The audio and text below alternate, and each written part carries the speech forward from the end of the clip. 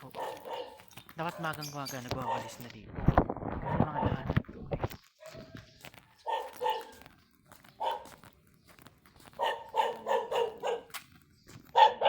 Hello guys, you're so maingay. Ito pa ako. How was the temperatures to look? About, oh my gosh. Freaking hell. Bitch.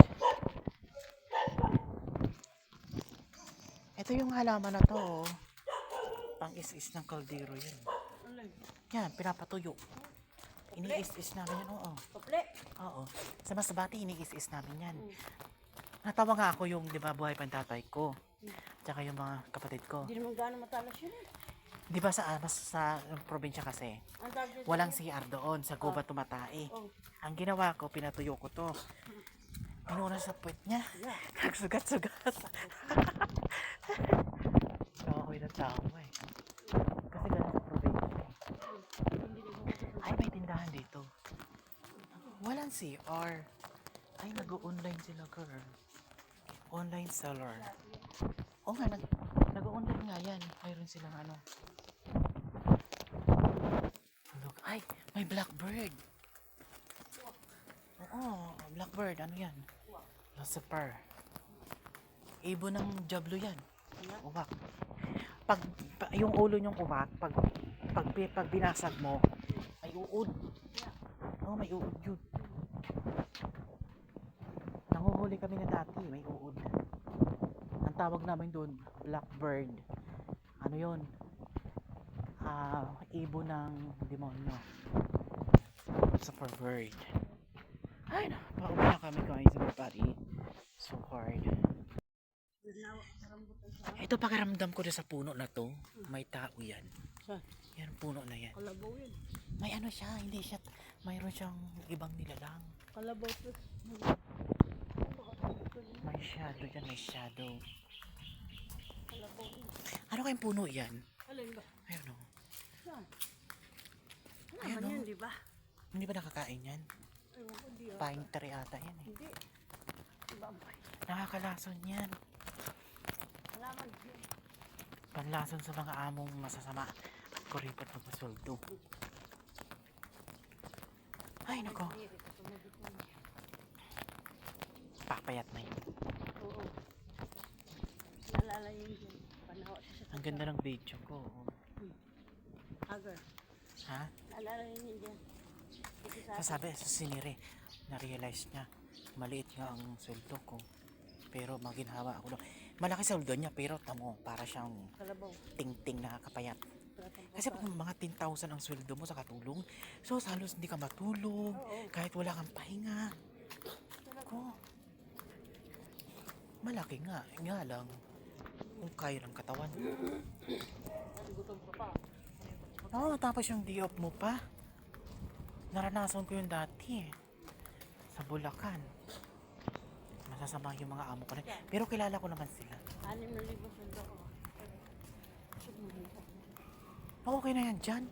Nagagawa mong gusto mo dyan. Ikaw naman nawa. Di mo naman kailangan. Ikaw naman nawa sa kita. Pero yung sa amo ko doon ka, nako. Isang linggo pa lang, nalayas ka na. 4,000. Allowance mo pa. Ngayong sweldo mo, porque parang ano lang yun, allowance lang yan. May mga ganong tao pala talaga, no? Nananamantala sa'yo. Diyos ko. Kaya yung amo ko na yon, hindi nakauwi. Inatake yung karma na yun, di ba? Karma na yun. Oo, gusto mo mamatay na siya. Para matapos na yung dapat matapos. Ay, nagtitrim sila. Oh. Anong kukuha niyan? Truck?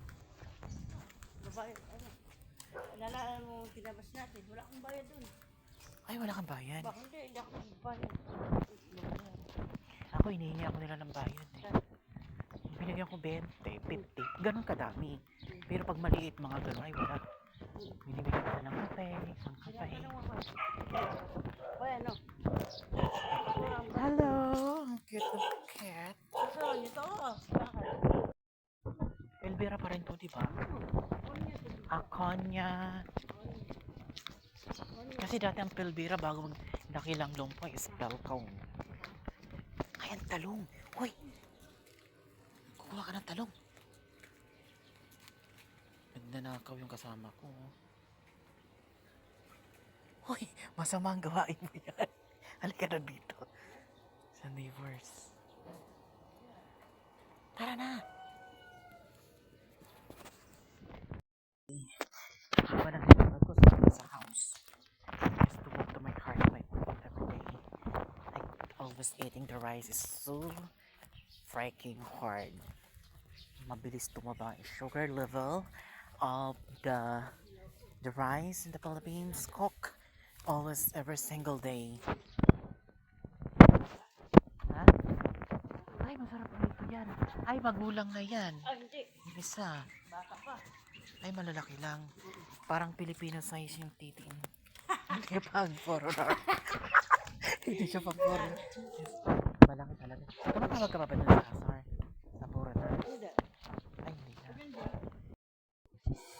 You're one Nicholas, one Magda. Ano ay mangga na to? Siguro yung mangga na to. Wala. Ano yan? Yung kalabaw. Ay, ayan yung may bunga isa. Maliit na yun oh. Hindi Indian. Indian. Parang katulad sa amin, kaya lang Pilipog. Indian. Ang Indian ito. Ha? Maiiksi ang dahon. Ay, hindi na tayo iikot. Mga, pagbalik.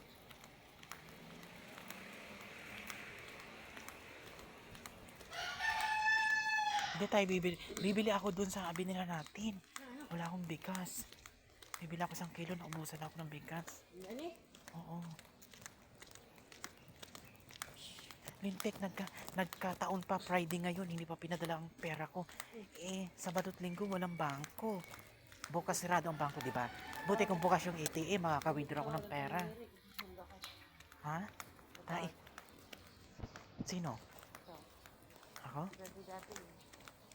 Social nga yung matanda na yun. Anong... Pag sinasama ko, hindi ko siya pinaglalakad. Anong kinakain? Wala naman kayo kinakain. Nalain mo rin da. Doon sa may circle. Yung ang ganda ng bahay na to eh. Ay, paupahan yan. So, paupahan. Wala kayong pera, hindi pa pwede mag-upa. Habang buhay na laking katulong dito sa Pilipinas, mamamatay kaming katulong. Something wrong. Buti kang malaki sweldo. Eh, sweldo namin, 5, 4. Oh. Murderin na natin, amo natin pag linaki na ang sweldo natin.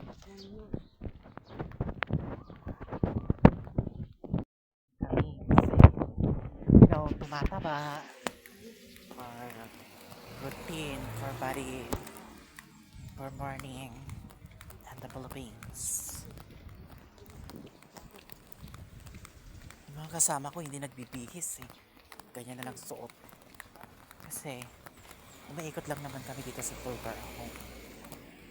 Diba? Kaya mga neighbors namin, mga chismo sa mga neighbors namin dito eh. Pagbabarilin na namin ito eh.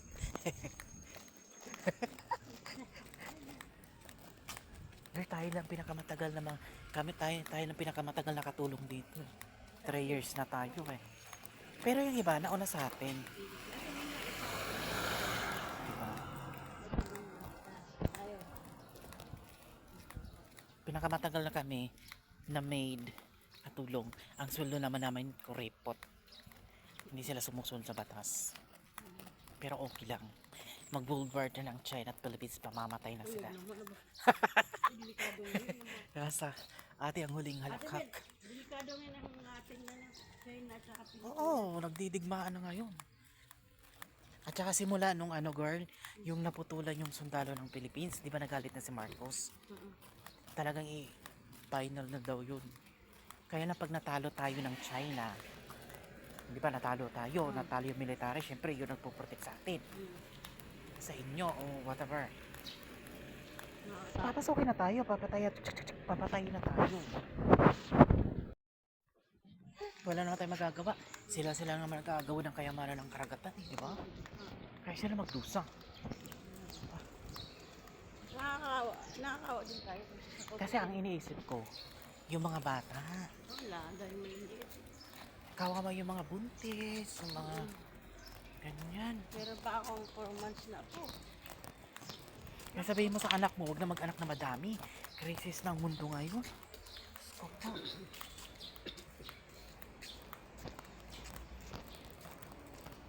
Hindi tayo makakita ng pera dito. Parang Morning! pambili tayo ng ano. Oh, si grandma. So strong grandma. Pag may nilagay na pera, di yan ang makapulot. Yung boss ko, hinayayak mag-jogging yun. Ayaw niya. So, sasakit ang pako. Para matuluyan na siya. Kaya nga Ano nga pinapagod nangyari ko eh. Ayun sa Amerika, hindi siya nakauwi ngayon. Kasi inatake siya. Ay, pag uwi din yun, di taon din yun. Kasi pag inoperahan yun, taon. Alam ko inoperahan yun kasi tagal yun, 1 taon pahinga nun. Eh, 1 taon ang anak. Pag umuwi yun, kasama anak niya. Hmm. Kailangan siya umuwi. Kailangan sumama. Hindi ako alis dyan. Sama anak. Pero pag hindi niya linakyan ang sweldo ko, lalayasan ko siya. Kung walang nangyayari, kaya nga tayo nagtatrabaho para tayo mabuhay. Diba?